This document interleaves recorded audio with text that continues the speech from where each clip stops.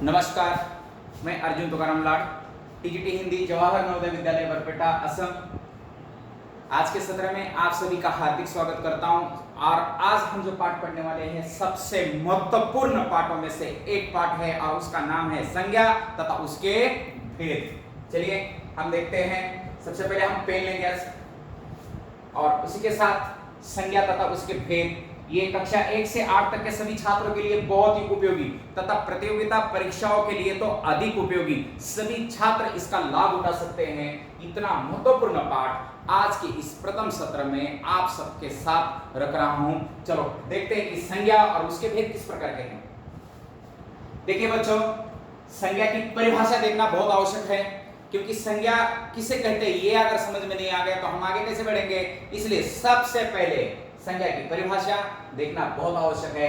किसी व्यक्ति, वस्तु, स्थान या भाव के नाम को संज्ञा कहते हैं। संज्ञा किसे कहते हैं? किसी व्यक्ति, वस्तु, स्थान या भाव के नाम को संज्ञा कहते हैं। जैसे मैंने उदाहरण दिया है, सोहम एक बच्चे का नाम है, यश, देव, पुस्तक, सरभोग ये स्थान का नाम है, अंबाजोगाई मेरे गांव का नाम है, सुंदरता आदि इसके उदाहरण है। देखिए ये सारे नाम है, किसी ना किसी, एक किसी लड़के का नाम है, किसी व्यक्ति का नाम है, किसी वस्तु का नाम है, किसी स्थान का नाम है, भाव का नाम है। मतलब संज्ञा, देखिए नाउन, नाउन नाम, और नाम तो सबके नाम होते हैं, है ना, सभी के नाम होते हैं। जो हमें दिखता है उसको नाम ही है। अभी मुझे क्या क्या दिख रहा है? मुझे लाइट दिख रही है, मुझे फैन दिख रहा है, मुझे टेबल दिख रहा है, मुझे कुर्सी दिख रही है, कंप्यूटर दिख रहा है, ये बोर्ड दिख रहा है। अगर हम खिड़की से बाहर जाकर देखते हैं तो कहीं पेड़ दिखते हैं, कहीं पौधे दिखते हैं, कहीं पक्षी दिखते हैं। बस जो भी आपको दिखता है, आकाश दिख रहा है, हो सकता है कि आप बाहर थोड़ा जाएंगे तो आपको सूरज दिखाई देगा। मतलब क्या है? जो मुझे दिखता है उसका नाम है, और उसका नाम है मतलब वो संज्ञा है। हाँ, जो भी दिख रहा है उसका कहीं ना कहीं नाम है और वो संज्ञा है। तो ये किसी व्यक्ति, वस्तु, स्थान या भाव के नाम को संज्ञा कहते हैं। जिसका भी नाम है उसको हम संज्ञा कहेंगे। चलो, तो इस संज्ञा के भेद कौन कौन से हैं? सबसे महत्वपूर्ण ये बात है कि हम एक एक भेद हम पढ़ेंगे। संज्ञा के भेद कौन कौन से हैं ये जानना बहुत ही आवश्यक है। बच्चों, अगर आपको समझना है, अगर आपको लिखना है, अगर आपको पढ़ना है, ये समझना चाहिए कि उसके भेद कौन से हैं, इसके प्रकार कौन से हैं। तो सबसे महत्वपूर्ण पहला जो प्रकार है, नंबर 1 व्यक्तिवाचक संज्ञा, जातिवाचक संज्ञा दूसरा, भाववाचक संज्ञा तीसरा, समुदायवाचक संज्ञा चौथा और द्रव्यवाचक संज्ञा पांचवा। वैसे देखा गया तो बहुत सारे किताबों में आपको 3 ही भेद दिखाई देते हैं। कौन कौन से? व्यक्तिवाचक संज्ञा, जातिवाचक संज्ञा और भाववाचक संज्ञा। तो बाकी के दो कुछ किताबों में इन दोनों को इन जातिवाचक संज्ञा के अंतर ही रखा गया है, लेकिन हमने स्पष्ट कर दिया है यहाँ की आपको 5 भेदों के रूप में ये संज्ञा समझाने की कोशिश हम इस पाठ के अंदर करेंगे। अब देखिए, व्यक्तिवाचक संज्ञा पहला ही जो भेद है व्यक्तिवाचक संज्ञा है। और जो संज्ञाएं, परिभाषा समझ लीजिए, जो संज्ञाएं विशेष व्यक्ति, विशेष स्थान या विशेष वस्तु विशेष का बोध कराती हैं उन्हें व्यक्तिवाचक संज्ञा कहते हैं। कैसे? आगरा है, जयपुर है, सोहम है, रमेश है, गंगा है, ताजमहल है, तुलसीदास है। ये किसी व्यक्ति विशेष के, व्यक्ति स्थान के नाम है, विशेष स्थान के, विशेष व्यक्ति के नाम है। देखिए, मेरा नाम अर्जुन है तो मेरा व्यक्ति विशेष हूं, मेरा नाम है, ठीक है नहीं? तो ये व्यक्ति विशेष या स्थान विशेष के नाम को हम व्यक्तिवाचक संज्ञा कहते हैं। आपका नाम है, व्यक्तिवाचक संज्ञा में आ जाएगा। तो ये व्यक्तिवाचक संज्ञा है। तो जैसे मैंने पहले दिया था, अंबाजोगाई मेरा गांव का नाम है, अंबाजोगाई है ना, व्यक्तिवाचक संज्ञा है क्योंकि स्थान विशेष है। तो दिल्ली है, आगरा है, मुंबई है, जयपुर है, या हो सकता है कि भाई हमारा गुवाहाटी है, सरभोग है, बरपेटा है। ये क्या है? ये सारे नाम स्थान विशेष के नाम होने के कारण ये व्यक्तिवाचक संज्ञा के अंतर्गत आते हैं। चलो, जातिवाचक संज्ञा, जिन संज्ञाओं से, समझ लीजिए क्योंकि हमें ये पाठ पूरा ही करना है, जिन संज्ञा से या जिन संज्ञाओं से एक जाति, ठीक है, मेरी जात क्या है? मनुष्य जात है। तो ये मनुष्य जाति। वर्ग, अब ये क्लास को वर्ग भी बोलते हैं, मतलब सारे आ गए।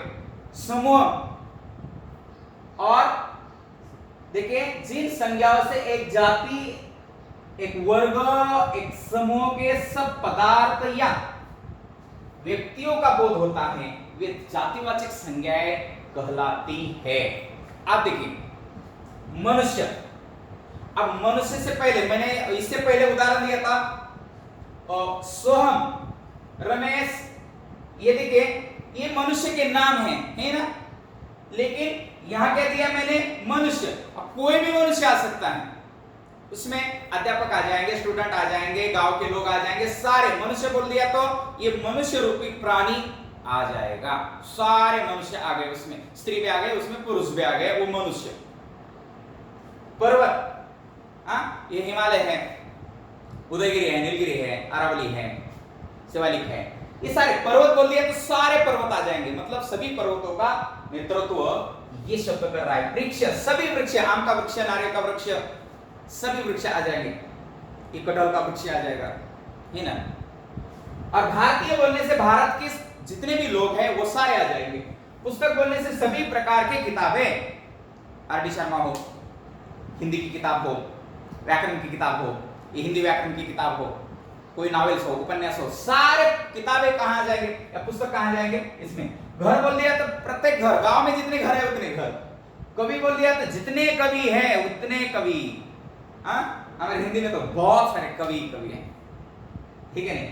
तो लेखक बोल दिया तो जितने भी लेखक है उतने। फूल बोल दिया तो हर एक प्रकार के फूल, कोई गेंदे का फूल हो सकता है, गुलाब का फूल है, कमल का फूल है, सभी फूल आदि। देखिए ये सारे शब्द क्या कर रहे हैं? अपने जाति का, अपने वर्ग का, अपने समूह का बोध करा रहे हैं, इसीलिए ये जातिवाचक संज्ञा है। ध्यान रखिए, बहुत जरूरी है। अगर आप ध्यान नहीं रखेंगे तो पता कैसे चलेगा? चलो ठीक है, तो नवोदय विद्यालय है ना, नवोदय विद्यालय, कितने सारे नवोदय विद्यालय हैं? जवाहर नवोदय विद्यालय, लेकिन जवाहर नवोदय विद्यालय बरपेटा बोलने से व्यक्तिवाचक। जवाहर नवोदय विद्यालय बहुत सारे हैं, सभी नवोदय का नेतृत्व वो शब्द करें, लेकिन बरपेटा बोलते ही स्थान विशेष में आ जाएगा, व्यक्तिवाचक संज्ञा में। विद्यालय, सभी प्रकार के विद्यालय। आदर्श विद्यालय तो किसी व्यक्ति मतलब व्यक्तिवाचक संज्ञा में चला जाएगा। तो देखिए आप इसे भाववाचक संज्ञा का देखते हैं कि भाववाचक संज्ञा की पहले परिभाषा देखेंगे। जिन संज्ञाओं से पदार्थ के धर्म, गुण, दोष, अवस्था, व्यापार, चेष्टा आदि भाव जाने जाते हैं, वे भाववाचक संज्ञा कहलाती है। जैसे कोमलता है, मिठास है, बचपन है, क्रोध है, शूरता है, इसमें क्या है? हमारे अंदर के सारे भाव प्रकट हो रहे हैं। ये कोमलता, मिठास, मिठास, बचपन, बुढ़ापा, क्रोध, शूरता, ठीक है?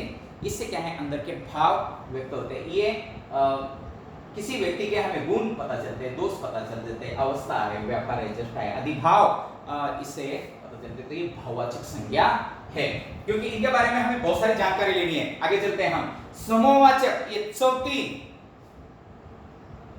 चौथा जो भेद है संज्ञा का वो है समूहवाचक। अभी क्या है? जिन शब्द, फिर से मैं जातिवाचक की तरफ आने वाला हूं, जो संज्ञा शब्द किसी एक व्यक्ति के वाचक न होकर समूह, समुदाय के वाचक होते हैं। किसी एक व्यक्ति के लिए नहीं, समुदाय और समूह के वाचक होते हैं। इनसे क्या बोध होता है? समूह का बोध होता है, एक समूह या समुदाय का बोध होता है, उन्हें समुदायवाचक संज्ञा कहते हैं। जैसे कक्षा बोल दिया तो 40 छात्र हैं, कि नहीं? 40 छात्र का बोध हो गए। सेना बोल दिया तो सभी सेना आ गई। संसद बोल दिया तो जितने में हमारे सांसद है उससे सारे आ गए। संघ बोल दिया तो हमारे टीम में जितने भी लोग हैं वो आ गए। टोली बोल दिया तो बानर टोली, कितने 10, 15, 20, 40, 50 जितने भी है उतने। मंडली बोल दिया तो कोई भी कीर्तन मंडली, भजन मंडली होती है वो आ गए। और पुस्तकालय बोल दिया तो सभी प्रकार के पुस्तकों का संग्रह जहां होता है वो पुस्तकालय, ठीक है नहीं? तो आदि उदाहरण हम यहाँ दे सकते हैं। निश्चित इन शब्दों से किसी समूह या समुदाय का बोध हो रहा है, इसीलिए ये सबसे महत्वपूर्ण में से समूहवाचक। और जातिवाचक में भी अपने जाति का, अपने वर्ग का, अपने समूह का बोध जातिवाचक में होता था, इसलिए इस संज्ञा को जातिवाचक में भी रखा था। हमने इसको अलग कर दिया है। देखिए, द्रव्यवाचक संज्ञा जिन संज्ञा शब्दों से उस सामग्री या पदार्थ का बोध होता है। किस सामग्री या पदार्थ का? जिनसे कोई वस्तु बनी हो, देखिए, उन्हें द्रव्यवाचक संज्ञा कहते हैं। अब देखिए, उदाहरण लोहा दे रहा हूं, सोना दे रहा हूं, चांदी दे रहा हूं, पानी, घी, तेल, मिट्टी आदि। ये द्रव्यवाचक, द्रव्य मतलब पतला, यही नहीं है। कभी कभी हम हमारे व्यवहारिक भाषा में हम बोलते हैं आपके पास कोई धन द्रव्य है। अब धन मतलब पैसा और द्रव्य मतलब क्या है? सोना चांदी है। देखिए, अब लोहे से हमारा टेबल बना है, हमारा डेस्क बना है, अलमारी बनी है, विविध प्रकार का ये फर्नीचर बना है कि नहीं? हमारे बिल्डिंग बनाने में लोहा काम आ जाएगा, इससे कुछ तो बना है कि नहीं? सोना है, गहने बनते हैं, चांदी है, गहने बनते हैं, पानी तो सभी में यूज होता है, घी है, तेल है, मिट्टी है। देखिए, आदि उदाहरण ये द्रव्यवाचक संज्ञा के अंतर्गत आ जाते हैं। देखिए, व्यक्तिवाचक संज्ञा से जातिवाचक संज्ञा कैसे बन जाती है? ये बहुत, अभी देखिए, हमारे भेद हो गए, आपने देखा, हम 5 भेदों की चर्चा इसमें की। 1 व्यक्तिवाचक संज्ञा, 2 जातिवाचक संज्ञा, 3 भाववाचक संज्ञा, 4 समूहवाचक संज्ञा, 5 द्रव्यवाचक संज्ञा। ये आपको समझाए, ये तो सभी को समझाया जाता है, सबको याद भी आता है, लेकिन इसके बाद जो अंतर क्रियाएं हैं वो समझना बहुत ही आवश्यक है। नहीं तो क्या हो जाता है, सब कुछ आने के बाद भी हमें ये कैसा होता है।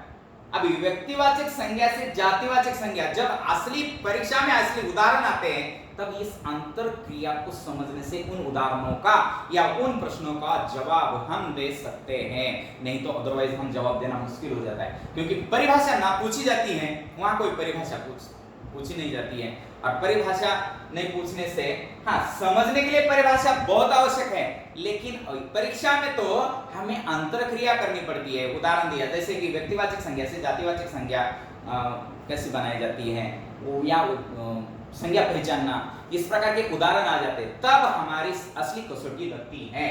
तो व्यक्तिवाचक संज्ञा से जातिवाचक संज्ञा कैसे बनती है? जब कोई व्यक्तिवाचक संज्ञा व्यक्ति विशेष का बोध न करके, ध्यान रखें, जब कोई व्यक्तिवाचक संज्ञा व्यक्ति विशेष का बोध न करके उस व्यक्ति जैसे गुणों या दोषों से युक्त अनेक व्यक्तियों का बोध कराती है या करती है, तब ये व्यक्तिवाचक संज्ञा न रहकर जातिवाचक संज्ञा बन जाती है। ध्यान रखो, जब कोई व्यक्तिवाचक संज्ञा व्यक्ति विशेष का बोध न करके, मतलब उस व्यक्ति का बोध न करके, व्यक्ति जैसे मतलब उस व्यक्ति जैसे गुणों, मतलब उसके जैसे अनेक लोग हैं, उनके गुणों या दोषों से युक्त अनेक व्यक्तियों का, एक से अधिक व्यक्तियों का बोध कराती है, तब यह व्यक्तिवाचक संज्ञा न रहकर जातिवाचक संज्ञा बन जाती है। उदाहरण देता हूं, जैसे आज भी हमारे देश में सीता सावित्री का अभाव नहीं है। देखिए, मतलब ये सीता, हम फिर रामायण में चले जाते हैं, सीता माता जी, सावित्री का अभाव नहीं है। सीता और सावित्री उन लोगों का प्रतिनिधित्व करती हैं जो आज भी समाज में अच्छे व्यवहार के कारण या अच्छे गुणों के कारण ये प्रसिद्ध हो गई हैं। उन स्त्रियों का ये प्रतिनिधित्व करती है, या इन स्त्रियों के प्रेरणा स्रोत अगर कौन है तो सीता और सावित्री। उनकी विशेषता क्या है? ये आदर्श व्यक्तिमत्व लेकर हमारे सामने उभरी है। सीता माता जी बोलते हैं हम हाथ जोड़ देते हैं, सावित्री जोड़ते हैं हम हाथ जोड़ देते हैं। तो देखिए, अच्छे गुणों वाली सभी स्त्रियों का नेतृत्व कौन कर रही है? ये कर रही हैं। तो अब देखिए, सीता एक तो नाम है, ये व्यक्तिवाचक संज्ञा होनी चाहिए, है कि नहीं? या सावित्री, ये व्यक्तिवाचक संज्ञा होनी चाहिए, लेकिन यहां वो व्यक्ति विशेष का बोध न कराकर सीता जैसे अनेक स्त्रियों का वो बोध कर रही है, सावित्री जैसे अनेक स्त्रियों का बोध कर रही है। इसीलिए ये व्यक्ति विशेष न रहकर, ये व्यक्तिवाचक संज्ञा न रहकर जातिवाचक संज्ञा बन जाती है। ये ध्यान दे दो। उसकी बात पर विश्वास करो, बिल्कुल हरिश्चंद्र है। हरिश्चंद्र की विशेषता क्या है? वो सत्यवादी था, है क्या नहीं?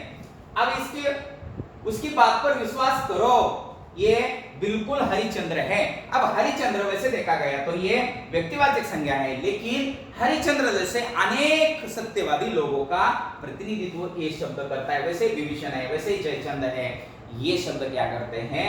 ये अपने आप में व्यक्तिवाचक संज्ञा के उदाहरण होते हुए भी अपने जैसे अनेक व्यक्तियों का बोध कराने के कारण ये व्यक्तिवाचक संज्ञा से जातिवाचक संज्ञा के रूप बन जाते हैं। ये ध्यान दे दो।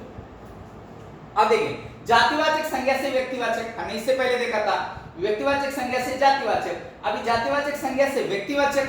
जब कोई जातिवाचक संज्ञा संपूर्ण जाति का बोध न करके किसी व्यक्ति विशेष का बोध कराए तो वह जातिवाचक संज्ञा न रहकर व्यक्तिवाचक संज्ञा बन जाती है। अब देखिए, अब गांधी जी, गांधी ये शब्द उपनाम है या सर्वनाम है, तो ये गांधी परिवार या गांधी जैसे सभी लोगों का समूह का बोध कराता है ये शब्द, गांधी शब्द। लेकिन अब इस वाक्य में कैसे देखिए, गांधी जी राष्ट्रपिता कहलाए, लेकिन ये गांधी शब्द एक समूह का बोध कराने वाला, मतलब जातिवाचक शब्द होते हुए भी किसी एक व्यक्ति विशेष के साथ जोड़ देने के कारण वो व्यक्तिवाचक रूप बन जाता है। अब देखें और उदाहरण देता हूं। इस वाक्य में गांधी शब्द जातिवाचक होते हुए भी विशेष व्यक्ति के लिए प्रयोग होने के कारण व्यक्तिवाचक बन गया है। वैसे पंडित जी सभी आ गए इसमें, लेकिन ये पंडित जी शब्द जवाहरलाल नेहरू जी के लिए प्रयोग हो गया क्योंकि पंडित जी भारत के प्रधानमंत्री थे। वैसे नेताजी सुभाष चंद्र बोस जी के लिए ये शब्द प्रयोग हो गया। अब ये व्यक्तिवाचक संज्ञा का रूप बन गया है।